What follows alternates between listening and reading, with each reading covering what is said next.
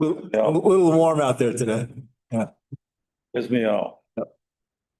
Hey, Ed, how you doing? I'm good. How are you?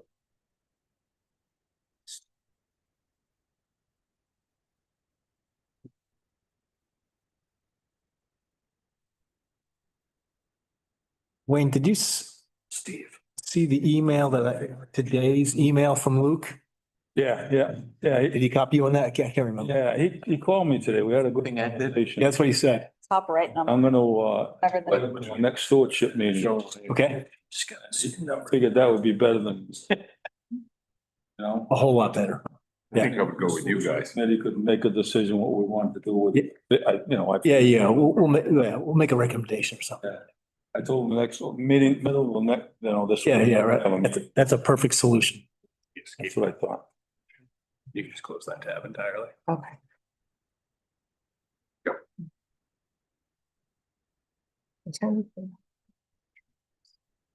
Where are we? We online?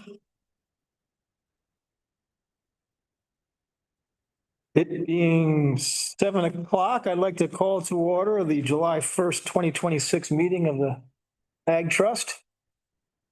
First order of business not on the agenda is to welcome Carter Wilkie to his first Ag Trust meeting as an Ag Trust member.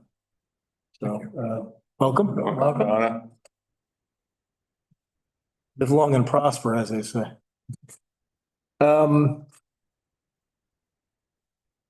Second, before we get to hey, Jim, how are you? Before we get to the first order of business, I understand we may want to add an agenda item. Is that correct? I would suggest that we do, yes. Okay. So why don't you make a motion and we can place it in the proper place and then we'll go right to the Aldriches. I would move that the motion to place it on the agenda, or the specific motion that will follow. I think just the motion to place it on the agenda. Yes. We place the Algonquin pipeline and the FERC Review or. yes, for reporting process on the agenda as an item. I would move Okay. that we do. Do I hear a second? I have a second. Any discussion? All those in favor? Aye. Okay, Cheryl, why don't we stick that under stewardship? Why don't we start stewardship with that one? Okay. Got it? Thank you. Welcome. What's that? Yep. All right, moving on. Peter Aldrich, Don Medeiros, Jim Locke. Who's up? Please. We had a little podium over here. It's sort of off to the side. If you want to grab that, Peter, feel free, or you can just stand right. Is that microphone on, Jonathan? Yeah, it'll pick up. It'll pick up better if he's over there. Indeed. Yeah, only because it'll. Anywhere. Oh, anywhere? You don't need to go there if you don't want, Peter, but that's totally up to you. Sorry. I'm sorry, I'm Peter Aldrich. My wife Widgie and I have been wanting to do something because we've been so lucky to live in Little Compton, and we wanted to help this new attainable housing program. So we'd like to give 2 lots to the Commons Foundation so they can develop 2 attainable homes. Now, it's a wet site. That's we discovered. It's wetter than I realized. But and we anymore. It's very clear that the neighbors really care that they not be interrupted with any more water because they have water issues themselves. So we got Don Medeiros to look at all manner of ways to do this, and the solution we've come up with, one of several. This is the one that, although it's the most expensive, or it is proven to be, I think won't dump any water on the egg truss planting area. And it will make sure that more runoff doesn't go to the neighbors. The Bill Moniz has been farming this land for longer than we've owned it. I think his dad did too. And so we care that he can do. We don't charge Joe any rent. We just think he does a good job and would like it to continue that way. And we've assured Joe that no runoff's going to affect his ability to do that. And he's going to lose something like 3,500 square feet of planting land. But I think he's got around 500,000 square feet. So doesn't seem like a big give up to us. And there are things, well, tell us if there's anything else we have to do, but Don's plan, he's going to present it and we're pleased with it. It's the only one of the solutions that does one thing that's important to us and our kids is it doesn't threaten the alley of trees that goes up the driveway. It's far enough, that's really what's going on here. It's far enough away so that they should be uninterrupted. But I'd be happy to answer any questions. But the man who knows is here to address us. Don? Thank you, Peter. Good evening. Hi, Don. Chairman of the City Trust. Dearest Naval Engineering Record. Got a lot of ground to cover, and I thought if I could just do a brief overview, go through it all, and then we can delve down into some of the details, and then of course answer any questions or comments you may have. So as Peter kind of indicated, we've been to the planning board. We received master plan approval last December for the sustainable housing subdivision. And basically what we found is, like Peter was saying, there's a high water table condition on the site. There's a lot of site constraints, there's wetlands, such that we're having to get really creative with being able to address the runoff going to the 3 different watersheds that are involved in compliance with the regulations.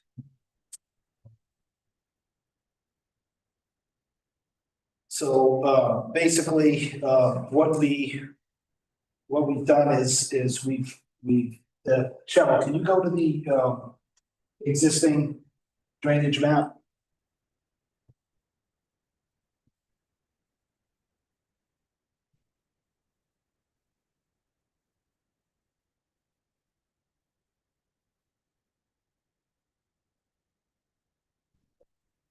Guess we're gonna make it. Did it help? We rotate it. There you go. 2 more times. Nobody zoom in. There you go. So the Aldrich lot, it's roughly 8 acres. Just to give you some context, Swamp Road is over here to the north. Reed Way is a right of way that comes in, existing driveway, which continues on through the 8-acre Aldrich parcel. We're using this whole existing driveway and lay of the land to work in the affordable attainable house lots. The lots wind up being on the north end. As soon as the property opens up off of Reed Way, that's where the 2 attainable lots will be. And basically the topography of the 8-acre parcel shows us that the southerly end of the 8 acres, the watershed basically flows to the south. We're not proposing to do anything up in that area. The northeasterly corner of the 8 acres, that watershed basically flows to the north and to the east. The area that we're interested in here tonight is the northwesterly corner. It's basically 2.2 acres. And the contours are such that the runoff flows in a northwesterly direction, flows through the stone wall. And across, this is Peter's driveway, which comes from Swamp Road up to his house up in the back. Drainage, stormwater flows across the driveway and into the agricultural fields, which has the development rights easement over it. So what we've done is we've designed the site to maintain this existing drainage configuration. So right now, existing, we've got 2.2 acres of woodland, which the runoff drains across Peter's driveway to the agricultural property lot 3-4. And then Cheryl, can you go to the proposed drainage? There you go.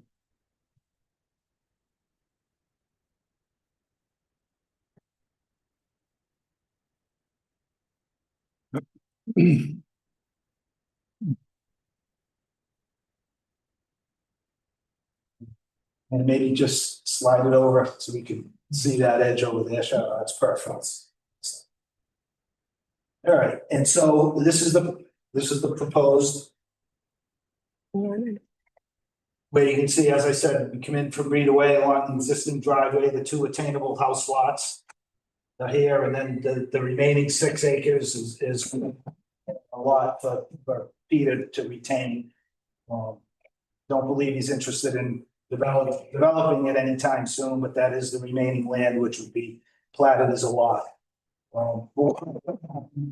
The proposed drainage configuration now maintains this existing condition watershed divide. So we said it, we know in the existing conditions, we've got 2.2 acres draining across the driveway to the field. And in the developed condition, we've got that same 2.2 acre watershed.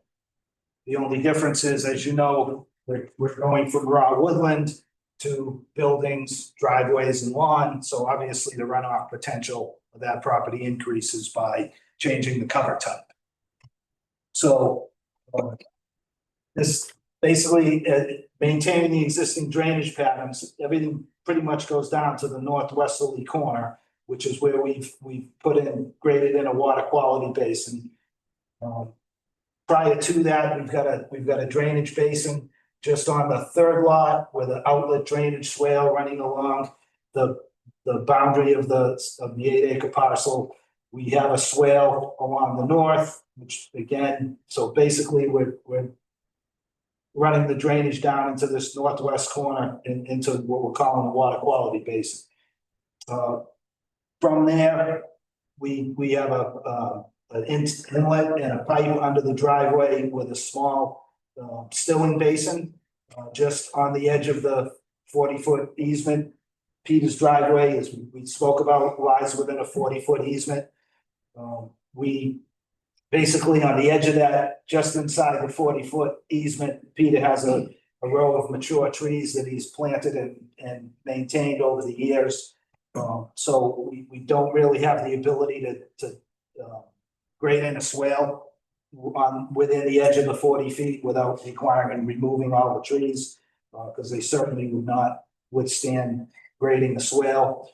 So what we've done is just on the edge of on the field side of outside of the 40-foot right of way, we've graded in a small earth grass stilling basin. Basically, the water will come through the pipe and it'll rise up in a structure such that the basin will retain and slow the velocity of the water coming out of the pipe. Water leaving this stilling basin will run in basically a 1 foot deep by 2 foot wide bottom swale, which will run right along the 40-foot right of way for about 100 feet to a point where it'll just outlet and disperse naturally and continue to flow as it does in the existing condition in a northwesterly direction.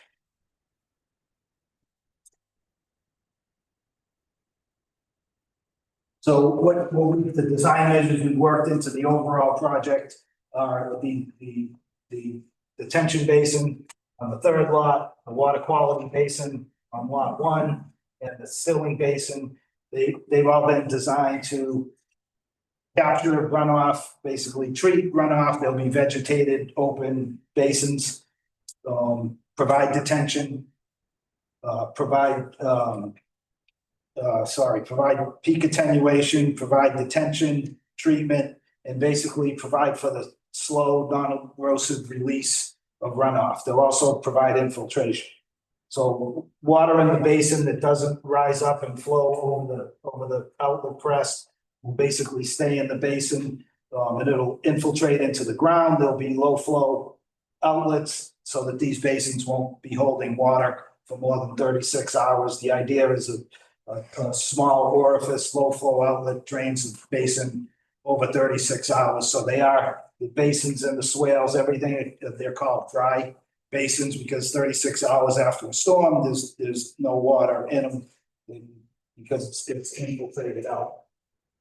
So they're easily mowed. All the slopes are very shallow, 3-to-1 side slopes, 3 feet horizontal to 1 foot vertical. So it lends them to be easily mowed. Peter recognizes that the swale and the stilling basin within the development rights easement, should this board see fit to support the proposal, Peter will be responsible for mowing the inside of the basin swale as well as the side slopes. We met with Joe Monis, the farmer who farms these fields, and we described to him and walked through and described what we were planning to do. He did not have any concerns. We indicated to him that we were keeping everything tight to the edge of the right of way. We were using kind of smooth curves so he'd be able to mow, farm up to and along the edges of these without having to, be in them, over them, or across them. So in terms of runoff rates, we analyzed the design system for the 1, 10, 25, and 100-year design storms. And we report the results of the design. So we're basically comparing for any design storm, how much runoff and how much volume of runoff. So you've got the peak rate, which is how fast the water is flowing at the most intense point of the storm, which is usually about a 3-hour wind time increment. That's the peak rate of runoff. And then you have, of course, the volume, which is the amount of runoff. So what we found is got no change in peak rate of runoff for the 1-year storm. So basically the existing rate of runoff for the 1-year storm equals the developed rate of runoff for the 1-year storm. We found a decrease in peak rate for the 10 and 25-year storms over the existing, 4.3% and 6.1% respectively, and a slight increase for the 100-year storm. And then correspondingly, the volume of runoff does not change in the developed condition versus the existing for the 1-year storm. And it decreases for the 10, 25, and 100-year storms by 25%, 16%, and 10%. So it's a fair question to say, well, if you're making a pervious cover less pervious by putting buildings and driveways and lawn, how can your volume of runoff be less?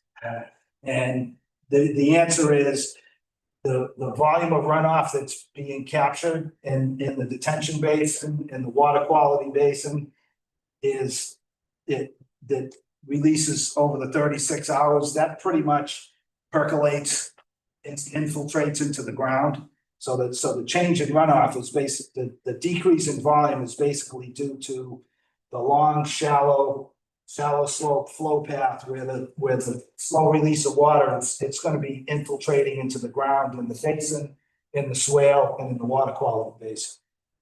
And just to make a point clear, the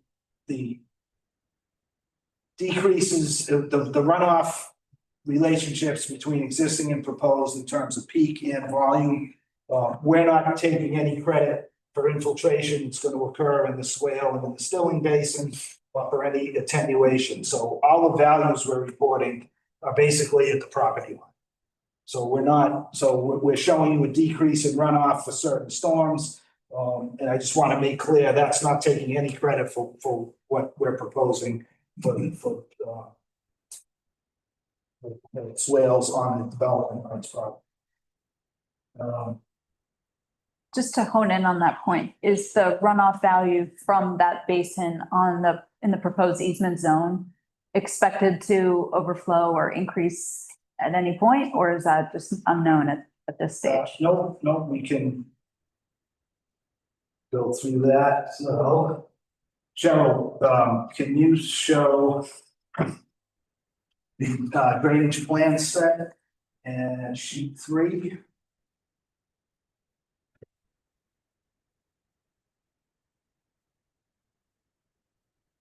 So sheet 3 of the drainage plan set basically shows the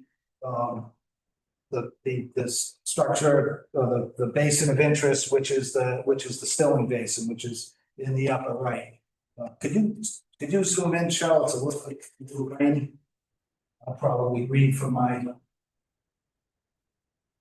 So what we're showing is a cross section of the basin. This is the Stilling Basin. What happens with the Stilling Basin is the top of the berm is graphically shown. Here below the top, there's a crest, which is water flowing up to this, over this crest. I'm sorry, should have just silenced this thing. Apologies.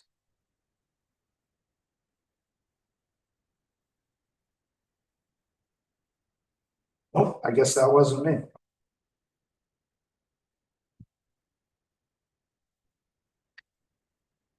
So when water flows out of the water quality basin and under the driveway and into the Stilling Basin, you're basically the 1 in 10 year storms do not rise up over the basin outflow crest.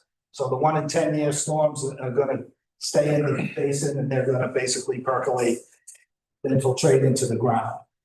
The 25-year storm basically flows over the outlet crest, which goes into the swale. So up to and including, so for the up to the 25-year storm, that water is going to flow out of the basin into the swale and down along the swale along the driveway. For the 100-year storm, the basin has a secondary crest, which is just below the top of the berm, and it's basically 24 feet long. It's a riprap notch. It's basically about a 2 to 3 inch deep notch, 24 feet long, and that'll be where the 100-year storm will flow over the crest and down into the fields. What we do know is that velocity of flow it's going to flow in the swale for the 25-year storm. That's basically going to flow over this crest about 3 inches deep, and that's going to be at a velocity of about 1.3 feet per second. Anything under 5 feet per second is pretty much a non-erosive runoff velocity. So the idea is you want to take that. The whole thing with runoff is taking the velocity out of the runoff. So if you can release it over a long crest, now that volume of runoff basically has a shallower depth. And by doing that, you're also getting a lower velocity. For the 100-year storm, which flows over the crest, that's basically going to be, that crest is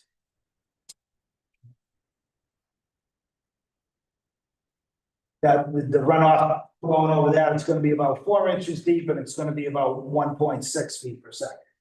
So that's a standard way. It's called that long outlet crest. It's called a level spreader. Basically, the idea, as I said, it's to basically allow the runoff to the storm water to flow at a low velocity at a shallow depth over the edge, and then basically down a foot to the bottom to existing ground, and basically shallow dispersed flow across the field, which is basically what happens in the existing condition. John, can I just ask a quick question? I'm sure it's here, but I can't read it. What's the depth of the stilling basin approximately? The stilling basin is basically 1 foot deep. The bottom width is about 4 feet. And the side slopes, like I said, are 3 to 1. And everything is natural. The That's correct. swale and the stilling basin, there's no, It's all earthworks. It's all just shaping the land. It's gonna be vegetated and mowed. The only thing that's not natural is the actual structure to let the water in from the end of the pipe. Basically, the pipe comes underground, under the driveway, into like a manhole structure. The water's gonna rise up, and then which also takes the velocity out by forcing that water to rise up and basically flow over. Good.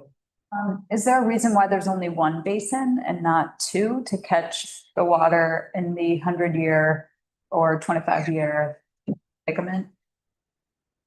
Not sure. Okay, I'll speak more practically. So as you know, I work up the road and there are multiple basins to catch runoff from Maple and Brownell, and they overflow routinely. But there are multiple catch falls or pools. I don't know the proper terminology. This describes a single basin. I'm just wondering, are you trying to limit the imprint into the land and there's only one as a result, or? Well, we're certainly trying to limit the footprint on the Sure. development rights easement Yeah. also. Well, Cheryl, can you go back to the drainage plan set? This is the drainage plan set.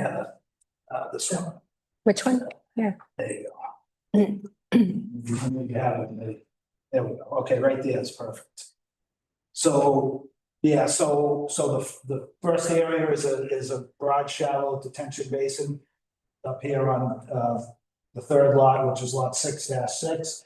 We've got a long, shallow vegetated swale coming down along the property line.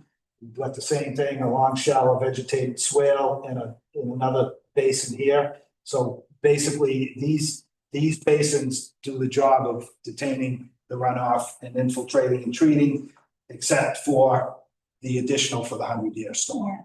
Yeah. So I don't know if that answers your question. I'm just thinking of erosion in the field in the event that you do get over that 100-year mark, which I'm assuming in the case of Bill Ryan's property was engineered to be 100-year flood catch-all pool, but overflows routinely and floods. That actually wasn't engineered for okay. 100-year. It's 50 or, No, stormwater drainage for roadways and what are usually done on a 10-year, sometimes a that's- 25, but that's no way a 100-year. makes me feel better. Yeah, no, It's totally not adequate.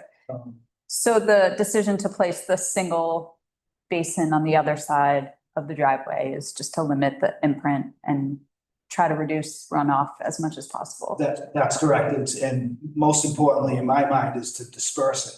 Shallow, non-erosively, low velocity. That's really what's happening with this basin here and.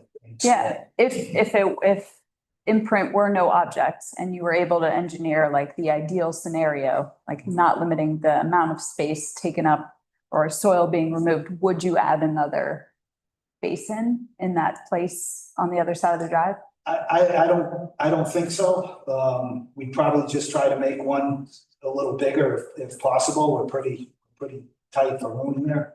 But the thing to remember is the existing, now there's no detention at all. Yeah, Right, even though it's raw woodland, 100-year storm, that's 8 inches. 8 inches of rain in a 24-hour period. That Peter can tell you that in the existing condition now, stormwater runs off this property, it runs across this driveway all times of the year, and it runs down into the field. yeah, understood. I just have to ask because we're getting 100-year storms almost every year now, it seems so. That's correct. Any other questions from the trustees? Curiosity, the works that are going to be on the easement section, the north end of that dispersal area, how far south of Swamp Road is that? That was my question. Cheryl, if you could maybe slide figure that way, I would. Just to put a scale on it, so just to give you an idea of numbers, so the area here for the stilling basin is roughly about 40 feet long and about 15 feet wide. That's not the bottom of the basin, that's from existing ground. 3-to-1 for your berm, your top of your berm, 3-to-1 down, your bottom, and back up again. Then the swale that runs along the edge of the easement, edge of the driveway, that's roughly about 110 feet long, and it's about 8 feet wide. Again, that's from existing grade, coming up a foot, over horizontal, down a foot, horizontal for 2 feet, and back up. And then from the north end of this swale to the edge of the field is basically about 100 feet. And then from that edge of the field to Swamp Road, that's there's a wetland there, and it's all heavy vegetation. And that distance there is about 130 feet. So I don't know if I answered your question. You did, thank you. So in Was your question, Ed, basically, how come you just don't run it into the roadside swale? I'm just trying to picture the layout in my head. Swamp Road is a swamp enough already. So Cheryl, could you pan down so we can see up at the top of the screen here? Yeah, that's perfect. Right there. So the yellow highlight is Peter's 8-acre parcel. Peter's Swamp Road to the north. Peter's driveway comes right along back to his house. This is all the agricultural field. So basically the stilling basin will be right opposite the northwest corner of the Peter's 8-acre lot. The swale would run along, and then the swale would end, then the field, the agricultural field basically comes up to here, and you've got this brushy, wet area which forms the border, and then the ditch along Swamp Road. And when it discharges, how far to the west do you anticipate that flow coming out of that north end of? It's running off in a sheet, correct, you said? Right, so right now, this northwest 2.2 acres, basically it all just sheet flows across the field. And down eventually to the ditch of Swamp Road and into Dunderry Brook. I still don't know if I'm answering your question. Sorry, with the new configuration, my impression is that my understanding is that you mentioned that a significant portion of that wash is going to be captured on the basin that is on the new basin that will be constructed and the two other trenches. Is that correct? On the east side of the driveway, yeah. And so when that 100-year rain comes, when it gets dispersed out of the north end of that, where do you anticipate that water washing? How far to the west? It's basically gonna, be dispersed. It's gonna flow with the contours across the field. In just a much more concentrated area to. It will be more concentrated. However, there's gonna be less of it because let me see if I can say it with the numbers. Don, I understand what you get. I recall them from earlier. So if it just to give you an idea on the runoff again, so comparing existing to proposed. For the 1-year storm, there's no change. Existing equals proposed. Nothing's even flowing out of that basin. For the 10-year storm, we're decreasing the peak rate of runoff, how fast it's going, by 4.3%, and we're decreasing the runoff volume by 25%. Then for the 25-year storm, we're decreasing the peak rate by 6% and the runoff volume by 16%. And then, as we said, there's a slight increase for the 100-year, but we're basically capturing that in the basin. We're still directing most of it down through the swale. And the excess will go over the level spreader, shallow, slow velocity into the field. But it's not like a laser beam of water that's directed in one small That's correct. area. That's correct. The crest of is going to be 24 feet. So if you can imagine a 24-foot long crest with 3-inch deep water flowing at 1.5 per second, it's just going to be a flow over. It's going to flow down a foot to existing grade, and then it's going to continue on its way, probably percolating, infiltrating most of the way. Any other questions for Don? Yeah, Wayne. One quick one, Don. You're dumping the water into probably the wettest part of the whole field. Am I correct? So why wouldn't you go right to the woods with the swale? because we talked to Joe and Monis, the farmer, when he works these fields, he basically turns in as soon as he comes up Peter's driveway and the field opens up on his right. That's where he turns in. Maybe you want to, make that a wet situation for him. So by keeping the swale outlet 100 feet or more back away, that allows that water again to disperse. Pardon? John, this is my first meeting here, so forgive me if you've discussed this at a previous meeting, but. We have not. Okay. Your letter mentions quitclaim rights to the driveway easement in your letter figure 4. Could you walk us through that? Sure. So it's hard to see in this graphic, but there's basically a 40-foot driveway easement that crosses the agricultural field. This driveway was the historic way to get into this field, and Joe pointed that out to me. He said he remembers that's the way they always came in and out. That's a 40-foot driveway easement that crosses obviously the development rights. The area of it is basically 0.56 acres, so it's roughly a little more than a half acre of area within that easement. And the development rights easement, if you will, with regards to that driveway easement, it's not 100% clear. Peter had Ray Holland do some investigatory work on that, and I think Jim Locke can speak to it a little better than myself. But apparently, there's a question as to, is that driveway easement available to the current landowner, to a future landowner, or isn't it? And from my understanding, it's not 100% crystal clear, yay or nay.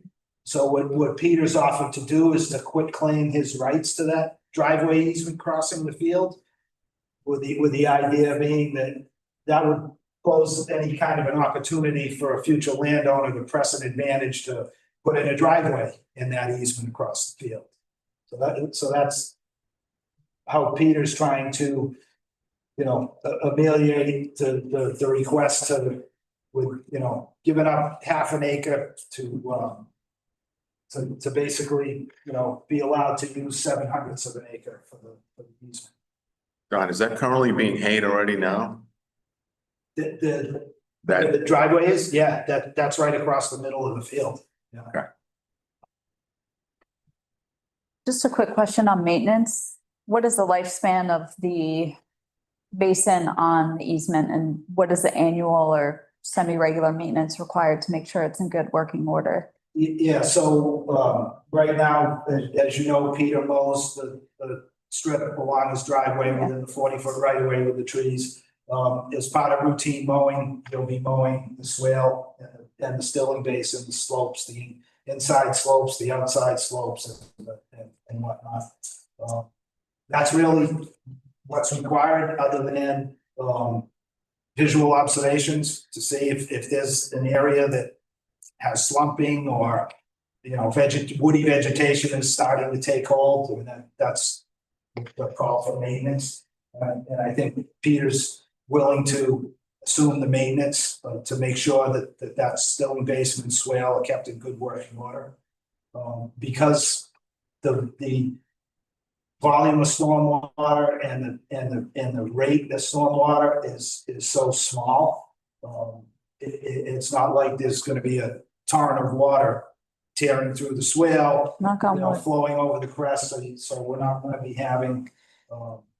We're not concerned from an engineering standpoint. From my analysis, tells me we're not concerned about erosion. The longitudinal slope of the swale is 4%. Basically, with the velocities of 1.5 feet per second, the stormwater won't be able to develop erosive velocities. And that's, like I said, that's the crux of any drainage design. Is taking the velocity out of the stormwater. You can't stop the stormwater, but you can convey it non-erosively. But the basin itself is intended to be kind of a lifetime installation. You don't need to dig it up and replace it. Yeah, 50 years. Okay. Other questions for Don? Thanks. Just one thing, and I don't know if this is the appropriate time to do it, although I fully support this proposal. In my mind, I think we need to be sure that we're not violating the conservation commitments that it's listed in the, the deed for the property. So I'd like to make a motion to request a legal opinion to determine if the proposed placement of this stilling basin and the drainage swale located on the property would be in violation of the listed restricted conservation covenants contained in the DDR. And Just to clarify.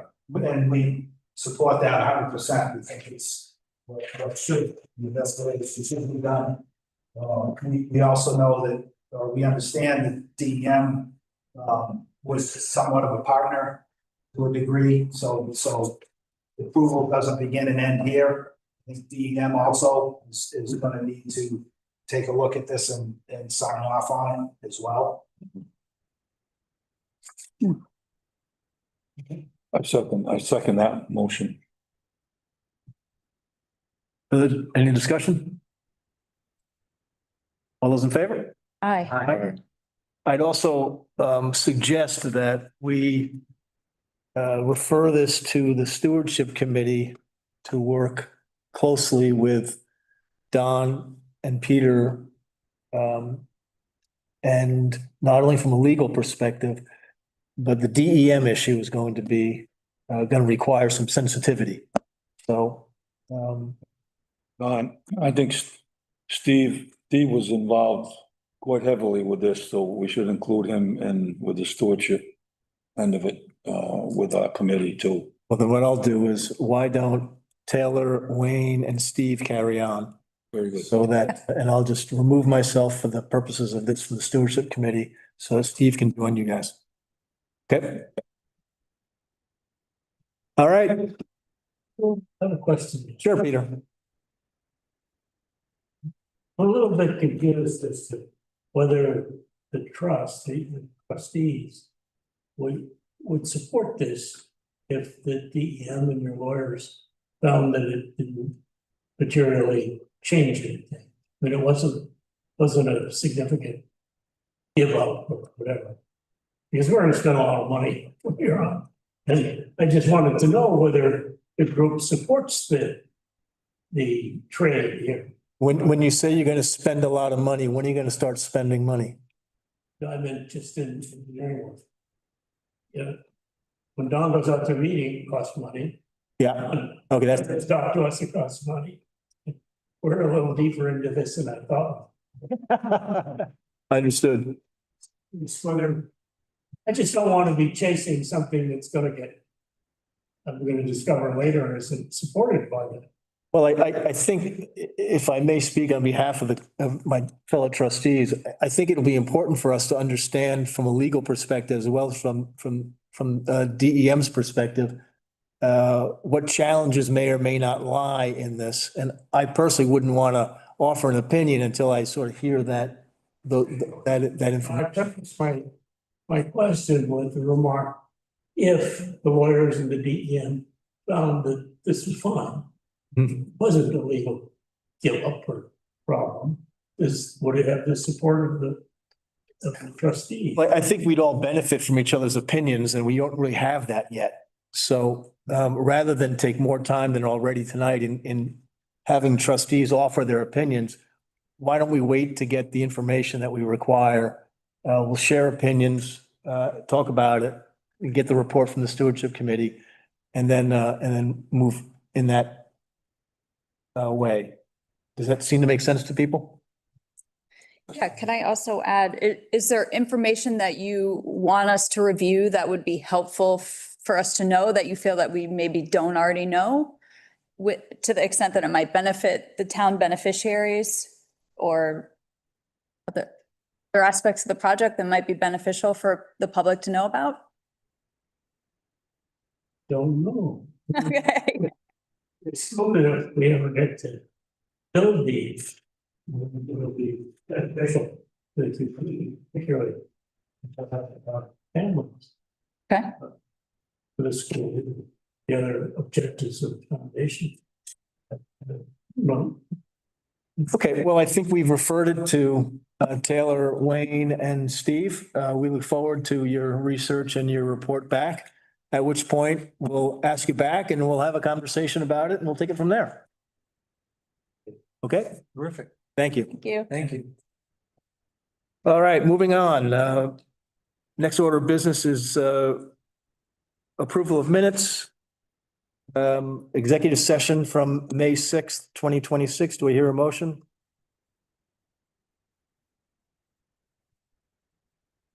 Do I hear a motion? Motion to approve the minutes. Motion. Do I have a second? Second. Any discussion? All in favor? Aye. Aye. Cheryl, I will abstain. I was gonna ask if you do the same for me, please. And then, obviously I'm abstaining from whatever portion I can't abstain from. I can't, Cheryl. Right. And then, the public session minutes from June 3rd. I have a motion? Second? Second. Discussion? All those in favor? Aye. Aye. And finally, the executive session minutes from June 3rd. Again, I will abstain on the previous vote. Okay? Me as well. Could I, in the executives, Can hold on a second, guys. Device. Can't hear. It's for, yeah, how could I get a listening device later? Okay, thank you. Sorry. on the executive session minutes of June 3rd. June 3rd, under yours, I'd like to make an edit to the note that the trust, it says the owners are looking into 2-lot, 1-time only subdivision. Yeah, I would suggest we might want to change it to trustees are exploring if a 2-lot, 1-time only subdivision is available. That more accurate? I think that's more accurate. I thought I had passed that comment along, Cheryl, at one point.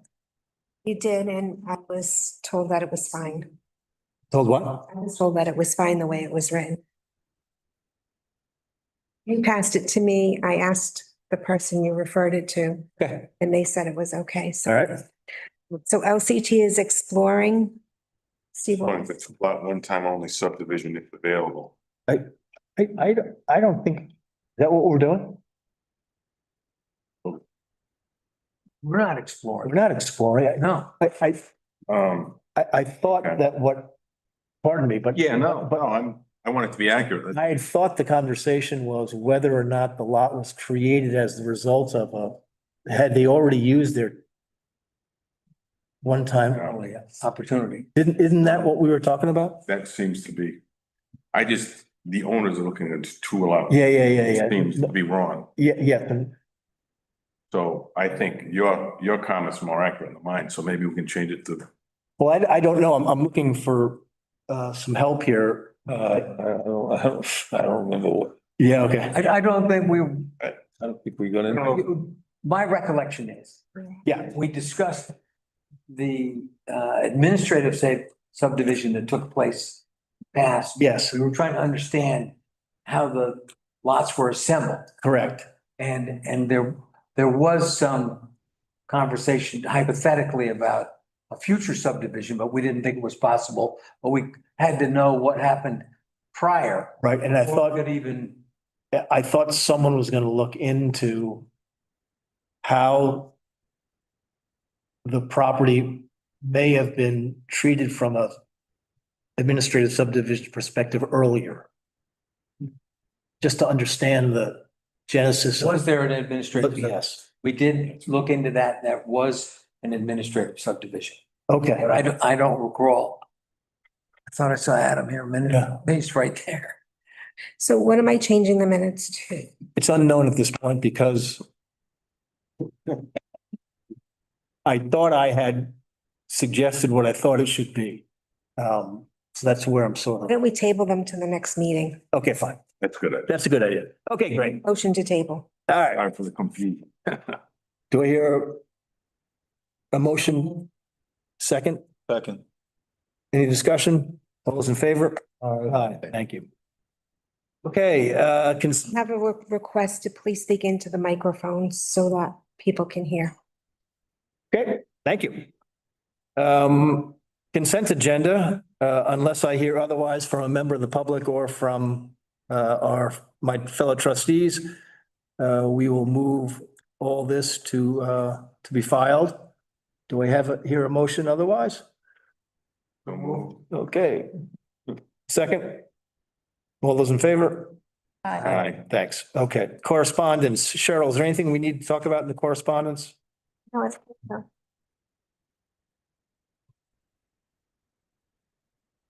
I think we're fine. Say again? I think you're fine. Okay, thank you. All right, treasurer's report. Mr. Bowen. The account balances, I'm sorry, I hope that you all got the email copy that was forwarded this evening. The problem of the first month being the first time that this is available. So the checking account, the beginning balance was $8,064. $35,000 was deposited into it. There were $29,937 in debits against it for an ending balance of $13,127. The money market account, the beginning balance is $1,428,365. Deposits of $292,145. Debits against it of $35,000. Interest earned $3,908 for an ending balance of $1,689,418. The Washington Trust savings, the money market beginning balance was $4,206,428. No deposits, no debits. The interest earned was $10,904 for an ending balance of $4,217,332. The total ending balance for all accounts, $5,919,877. Thank you, sir. Payment of bills. The total bills for the month is $22,445.47. Do I hear a motion to pay the bills? I'll move. Second? Second. Any discussion? All those in favor? Aye. Aye. Thank you, Ed. Okay, so now we're back to the AV equipment for town council chambers. Anybody want to lead off?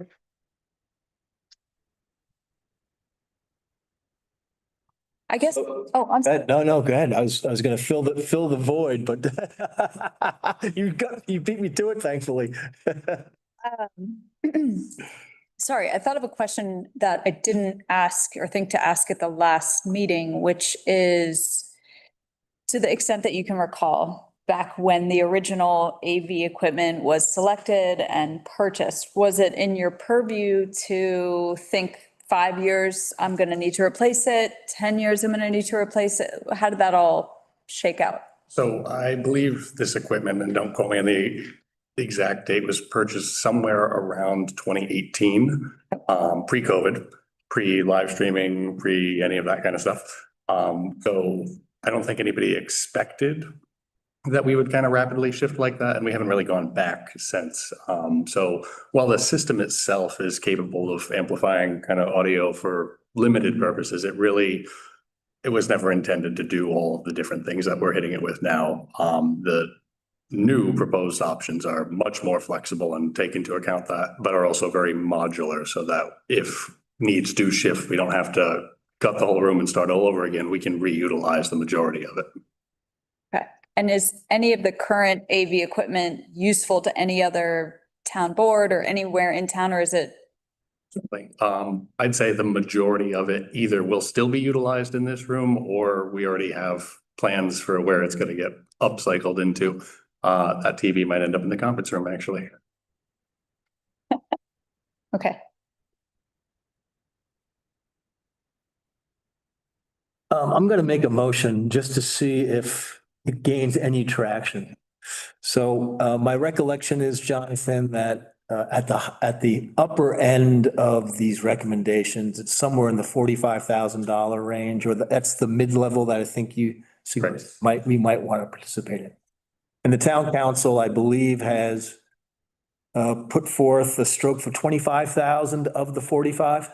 Correct. Is that correct? So it leaves round numbers, but yes. Okay, good. I like round numbers. Okay, so it leaves a funding gap of $20,000. Yes. Okay.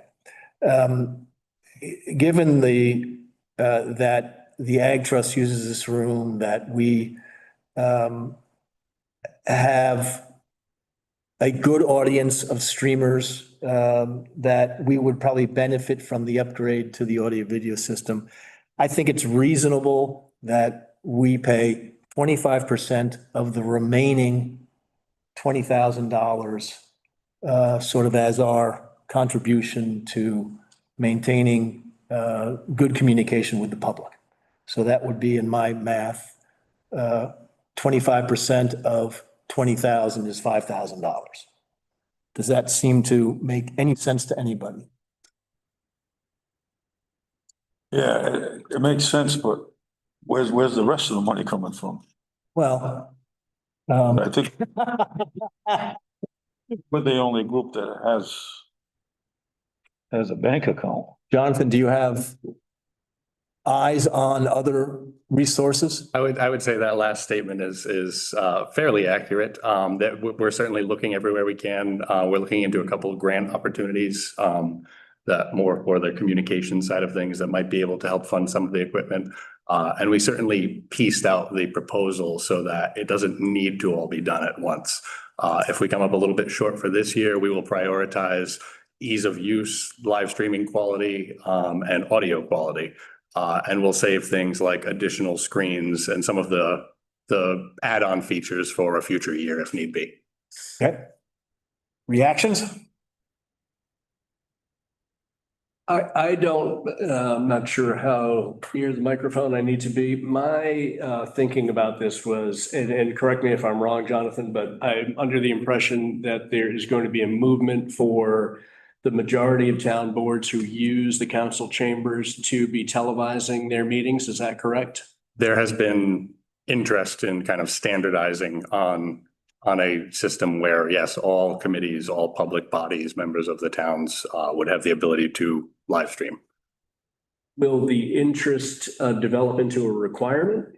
That I cannot say. I have not heard of any intentions to make it a requirement by any means. I've certainly heard that it is something other committees and boards have shown interest in, whether regularly or kind of on an as-needed basis, but the technological hurdles, the amount of training you need just to operate this room is a significant barrier to that.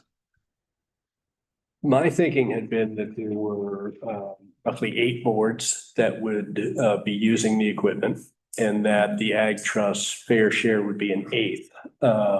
And that out of generosity, we would also then cover perhaps the housing trust portion of that, since they don't have the funding, which would wind up with your quarter. Perhaps we could offer a quarter of the $45,000 rather than a quarter of the remaining $20,000. Yeah, I go with that and call it 10. It's called 10 then? Yeah, Okay, so I will revise my motion, which was never seconded, but I'll revise my motion to $10,000 towards the audio video fund. Now, Wayne's question is still gonna be out there. but I thought Jonathan said it wasn't necessarily all right away, all 45. No, we can piecemeal it, certainly. Seconds, Yeah, hold on. Discussing. second. One question. Yeah. Why are we gonna pay, if there's 8 boards using it, why are we gonna pay more than 1/8? Well, That's not our responsibility, it's the town's responsibility, my estimate. and I get you, Wayne, and the reality is that there's not 8 boards out there that can contribute to the fund. So I'm just curious, John, do you have any sense of how much it may cost for us as a committee in terms of AV costs specifically? Have you ever broken that down? Can you give us an estimate? Like what each committee kind of Yeah, what in their own it capacity. costs for in our individual capacity to. We haven't really broken it down that way. I would say the vast majority of the resources are shared and common among everybody. You all utilize it in a similar manner when you do so. The Ag Trust certainly is kind of at the front of the pack, I would say. You live stream, you have multimedia presentations, you allow people to participate over Zoom, whereas not every committee has kind of gotten that far yet. I say we should stick with Don's original motion. $1,000. Gonna do anything. my original motion has not yet been amended. So my original motion is $5,000. What if I made it the original motion being $5,000 in the year 2026, giving us the opportunity to revisit it in 2027 if need be? Do I hear a second? What meaningful changes can you make with that? That would very much be the difference between I would say a more basic setup, somewhat similar, just much higher quality equipment and much higher quality sound and video to what we have here. That would still be doable. An extra $5,000 on top of that integrates into the microphone sources and the audio and video sources of any device that comes in the room. So if you do have a presenter, all they have to do is kind of their laptop down and plug in a single cable, and their content is on the screens, their content is viewable remotely. So a lot of the additional costs go into not necessarily the technology that makes the room work, but the technology that makes it really easy to use and really reliable. I feel like, just my opinion, but I feel like if it makes Cheryl's life easier and better able, makes the community more interested in participating in our meetings, it's a good use of our money to go with a higher figure of 10. I asked John, and this may have been discussed at the last meeting, but I had heard discussion that this would effectively come with lifetime tech support. Is that package? Essentially.